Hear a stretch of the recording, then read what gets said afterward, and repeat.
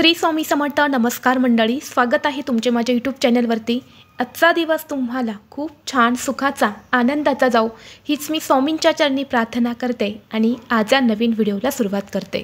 सध्या पितृपक्ष सुरू आहेत आणि या पितृपक्षामध्येच उद्या 18 सप्टेंबरला गुरु पुष्यामृत योग आलेला आहे आणि हा या वर्षातील शेवटचा गुरु पुष्यामृत योग असणार आहे.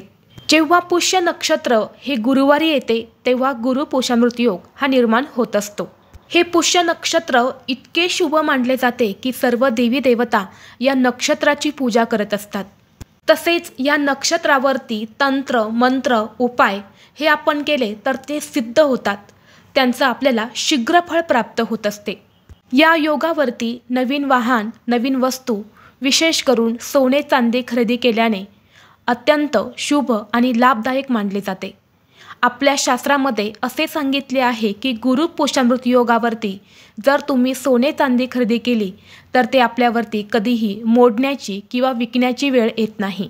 आणि हे गुरु पुष्यामृत योग जो आहे तर तो वर्षातून 2 वेळा किंवा 4 वेळाच निर्माण होत असतो आणि म्हणून हा योग अतिशय दुर्मिळ मानला जातो.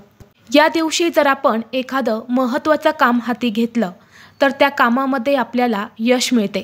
म्हणून या दिवशी अनेक जण आपली महत्त्वाची कामं जी आहे तर ती पूर्ण करतात आणि त्या कामामध्ये त्यांना यश देखील मिळत असते.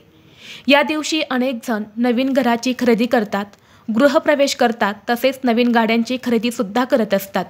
तसेच ज्यांना काही शुभ कार्य करायचे असेल तर ते या दिवशी कोणताही शुभ मुहूर्त न पाहता हे शुभ कार्य जे आहे तर ते करत असतात. परंतु सध्या पितृपक्ष सुरू आहे आणि पितृपक्षामध्ये हा गुरु पुष्यामृत योग निर्माण झालेला आहे. त्यामुळे आपल्याला या योगावरती कोणतेही सोने चांदी नवीन वस्तूंची खरेदी ही अजिबात करायची नाहीत. तसेच एखादं महत्त्वाचं काम सुरू करायचं असेल म्हणजेच तुम्हाला एक तुमच्या घराचं काम सुरू करायचं आहे तर ते सुद्धा तुम्हाला करायचं नाहीत. कारण पितृपक्ष आहे आणि पितृपक्ष हा फक्त आपल्या पितरांनाच समर्पित असतो. या पितृपक्षामध्ये फक्त आपल्याला पितरांसंबंधित सेवा उपाय श्राद्ध पिंडदान यासारखे विधी करायचे असतात. परंतु तुम्ही या दिवशी भगवान विष्णू आणि माता लक्ष्मी यांची पूजा ही आवर्जून करायची आहेत, कारण या दिवशी लक्ष्मीची सेवा केली जाते. धार्मिक दृष्टीने हा गुरु पुष्यामृत योग पितृपक्षामध्ये आल्यामुळे याला विशेष महत्त्व दिले जाते आणि म्हणून या दिवशी काही प्रभावी उपाय आणि सेवासुद्धा केल्या जातात. आज या व्हिडिओमध्ये मी तुम्हाला एक अतिशय प्रभावी असा उपाय सांगणार आहे. उद्या गुरुवार गुरु पुष्यामृत योगावरती सकाळीच घरात आणा या झाडाचे 1 पान. शत्रू तुमची घरी येऊन माफी मागेल. 7 पिढ्यांचे दारिद्र्य नष्ट होऊन कितीही कठीणातील कठीण इच्छा ही तुमची पूर्ण होईल. घराची मुलांची पतीची अगदी भरभरून प्रगती होईल. तर असे कोणत्या झाडाचे पान आणायचं आहेत आणि त्या पानाचं काय करायचं आहे याबद्दलची संपूर्ण माहिती आज या व्हिडिओमध्ये मी तुमच्यासोबत शेअर करणार आहे. त्यामुळे तुम्ही हा व्हिडिओ स्किप न करता शेवटपर्यंत नक्की पहा. चॅनलवरती नवीन असाल तर सबस्क्राईब करा आणि असेच माहितीपूर्व नवनवीन व्हिडिओ पाहण्यासाठी बेल आयकॉनलाही प्रेस करा, म्हणजे जेव्हा कधी मी नवीन व्हिडिओ अपलोड करेल त्याचं नोटिफिकेशन सर्वात अगोदर तुम्हाला भेटेल आणि तुम्ही एक पण व्हिडिओ मिस करणार नाही. आज या व्हिडिओमध्ये मी तुम्हाला जो उपाय सांगणार आहे तर हा उपाय आपल्याला उद्या गुरुवारी सकाळीच 12 वाजण्याच्या अगोदर करायचा आहे. 12 वाजण्याच्या आत तुम्हाला या एका झाडाचं पान जे आहे तर ते आपल्या घरामध्ये आणायचं आहे. जर तुम्ही उद्या हा उपाय जर केला तर तुमच्या मनातील प्रत्येक इच्छा ही 100% पूर्ण होईल. तर पहा, प्रत्येकाच्या मनामध्ये काही ना काही इच्छा ही असते. अगदी माझ्यापासून ते तुमच्यापर्यंत आपल्या सर्वांच्याच मनात छोट्या मोठ्या इच्छा असतात आणि या इच्छा पूर्ण होण्यासाठी आपण आपल्या आयुष्यामध्ये कष्ट मेहनत ही करत असतो. परंतु कधी कधी कितीही प्रयत्न केले कितीही कष्ट केले तरीही आपल्या प्रयत्नांना यश मिळत नाही आणि आपली कोणतीही इच्छा ही पूर्ण होत नाही. आणि बऱ्याच वेळा आपण आपल्या नशिबाला दोष देत असतो, माझं नशीबच खराब आहे. परंतु जेव्हा विशेष तिथी असते त्या तिथीवर आपण जर काही उपाय जर केले काही सेवा केल्या तर नक्कीच आपल्या कष्टाला आणि मेहनतीला यश मिळत असते. आपलं नशीब हे आपल्याला साथ देत असतं. जेव्हा आपल्या कुंडलीमधले काही ग्रह हे कमकुवत असतात तेव्हा आपले प्रयत्न मेहनत ही अपूर्ण पडत असते आणि म्हणून गुरु पुष्यामृत योगावरती जर तुम्ही हा एक उपाय केला तर नक्कीच तुम्हाला प्रत्येक कामामध्ये यश मिळेल. तुमच्या मनातील कितीही कठीणातील कठीण इच्छा ही देखील पूर्ण होईल. तसेच प्रत्येकाच्या जीवनामध्ये एकतरी शत्रू हा असतो. शत्रू हा गुपित असतो किंवा शत्रूचं नाव तुम्हाला माहीत असेल. बऱ्याच वेळा आपल्या आयुष्यामध्ये अशी काही लोकं असतात, आपल्यासमोर खूप गोड बोलतात, परंतु आपल्या मागे आपलं वाईट करण्यासाठी ते प्रयत्न करत असतात. आणि अशा लोकांमुळे आपल्या आयुष्यामध्ये अनेक अडचणी येत असतात, प्रगतीमध्ये अडथळे येत असतात. तर असा कोणताही शत्रू हा देखील या उपायाने 100% दूर होईल. तसेच माता लक्ष्मी तुमच्यावरती प्रसन्न राहून तुमच्या घरातील 7 पिढ्यांचे दारिद्र्य हे देखील नष्ट होईल. आपल्या हिंदू धर्मामध्ये अशी काही झाडे झुडपे सांगितली जातात, त्यामध्ये साक्षात देवी देवता निवास करतात. त्यातच एक झाड आहे, ते म्हणजे उंबराचे झाड. साक्षात दत्त निवास असलेला पवित्र वृक्ष म्हणून औदुंबराची ख्याती आहे. 21 गुणांनी परिपूर्ण औदुंबर वृक्षाखाली सद्गुरू दत्ता माऊलींनी साधना केली. याच औदुंबराला भूतलावरील कल्पवृक्ष म्हणतात, कारण प्रभू विष्णूंनी औदुंबराच्या वृक्षाला आशीर्वाद दिला आहे की याला सदैव फळं येतील.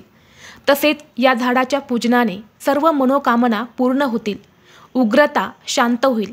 या झाडाला प्रदक्षिणा घातल्याने अपत्य प्राप्ती होते आणि या झाडाच्या सेवेने इच्छित फलप्राप्ती होते. इतकं महत्त्व या उंबराच्या झाडाला दिले जाते. आणि जेव्हा गुरुवारी गुरुपुष्यामृत योग येतो आणि त्या योगावरती आपण या झाडासंबंधित काही उपाय जर केले तर ते खूप प्रभावी ठरत असतात. कारण गुरुवार हा दत्तगुरूंना समर्पित असणारा दिवस आहे आणि या वृक्षामध्ये साक्षात दत्तगुरू निवास करतात. आणि म्हणून आपल्याला याच योगावरती हा उपाय करायचा आहे. हा उपाय करण्यासाठी तुम्हाला उद्या सकाळी लवकर उठायचं आहे. अंघोळीच्या पाण्यामध्ये चिमूटभर हळद टाकायची आहेत आणि त्या पाण्याने स्नान करून तुम्हाला स्वच्छ कपडे परिधान करायचे आहेत. जर तुमच्याकडे पिवळ्या रंगाचे कपडे असतील तर ते तुम्ही परिधान करू शकता, नसेल तर हरकत नाही. जे आहे ते तुम्हाला परिधान करायचे आहेत. फक्त चुकूनही हा उपाय करत असताना काळ्या रंगाचे कपडे तुम्हाला परिधान करायचे नाहीत.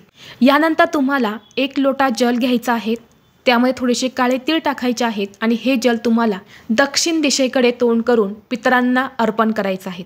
कारण हा गुरुपुष्यमृत योग पितृपक्षामध्ये आलेला आहे, म्हणून त्यांना हे जल जे आहे तर ते आपल्याला अर्पण करायचं आहे. हे जल अर्पण करत असताना ओम पितृदेवताय नमः या मंत्राचा जप करावा. यानंतर आपल्या देवघरातील देवांची विधिवत पूजा करून घ्यायची आहेत. धूप दीप अगरबत्ती लावून वातावरण हे प्रसन्न करायचं आहे. यानंतर तुम्हाला हा उपाय करायचा आहे. जेव्हा आपण देवी देवतांना प्रसन्न करतो तेव्हा ते आपल्यावरती प्रसन्न होतात आणि यानंतर आपण जे काही उपाय करतो तर त्या उपायांचं आपल्याला निश्चितच फळ मिळत असतं. आता हा उपाय करण्यासाठी तुम्हाला सर्वप्रथम तांब्याचा एक कलश भरून घ्यायचा आहे. शुद्ध पिण्याचं पाणी त्यामध्ये असावं. त्या पाण्यामध्ये तुम्हाला 1 चिमूटभर काळे तीळ आणि 1 चमचाभर गाईचं कच्चं दूध तसेच चिमूटभर हळदसुद्धा तुम्हाला या पाण्यामध्ये टाकायचे आहेत. यानंतर शुद्ध गाईच्या तुपाचा दिवा तुम्हाला प्रज्वलित करून घ्यायचा आहे किंवा फक्त तूप घाला. दुहेरी कापसाची वात लावायची आहेत आणि यानंतर तुम्हाला 2 अगरबत्ती घ्यायच्या आहेत. हळदी कुंकू अक्षदासुद्धा तुम्हाला घ्यायच्या आहेत. या सगळ्या वस्तू घेऊन तुम्हाला उंबराच्या झाडापाशी जायचं आहे. तिथं गेल्यानंतरनं सर्वप्रथम हा दिवा तुम्ही प्रज्वलित करून घ्यायचा आहे, अगरबत्ती लावायची आहेत आणि यानंतर हे जल तुम्हाला या औदुंबर वृक्षाला अर्पण करायचं आहे. हळदी कुंकू अर्पण करायचं आहे. यानंतर थोड्याशा अक्षदा या आपल्या हातावरती घ्यायच्या आहेत. त्यावर थोडीशी हळद कुंकू आणि पाणी टाकून त्या तुम्हाला लाल पिवळ्या करायच्या आहेत आणि यानंतर या अक्षदासुद्धा तुम्हाला त्या वृक्षाच्या मुळापाशी अर्पण करायच्या आहेत. यानंतर या वृक्षाला 7 प्रदक्षिणा करायच्या आहेत. प्रदक्षिणा करत असताना दिगंबरा दिगंबरा श्रीपाद वल्लभ दिगंबरा या मंत्राचा तुम्हाला जप करायचा आहे. दोन्ही हात जोडून तुम्हाला नमस्कार करायचा आहे आणि यानंतर तुम्हाला या झाडाचं एक पान तोडायचं आहे.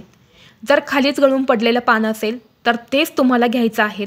नसेल तर झाडाचं पान तोडण्या अगोदर हे पान तुम्ही कशासाठी तोडत आहे तशी तुम्हाला प्रार्थना करायची आहेत, क्षमा याचना करायच्या आहेत आणि यानंतर तुम्हाला त्या झाडाचं एक पान तोडायचं आहे आणि सोबतच त्या झाडाची एक काडीसुद्धा तुम्हाला घ्यायची आहे.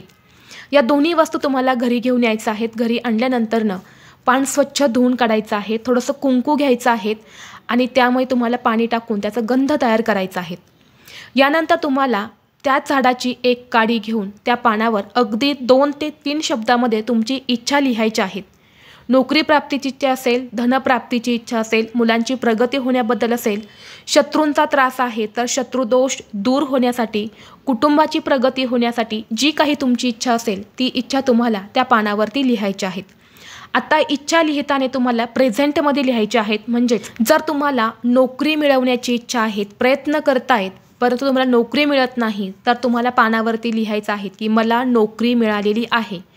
किंवा मुलांची प्रगती होत नाही, मुलं अभ्यास करतात परंतु त्यांना यश मिळत नाही, तर अशा स्थितीमध्ये तुम्हाला लिहायचं आहे की मुलांची प्रगती झालेली आहे.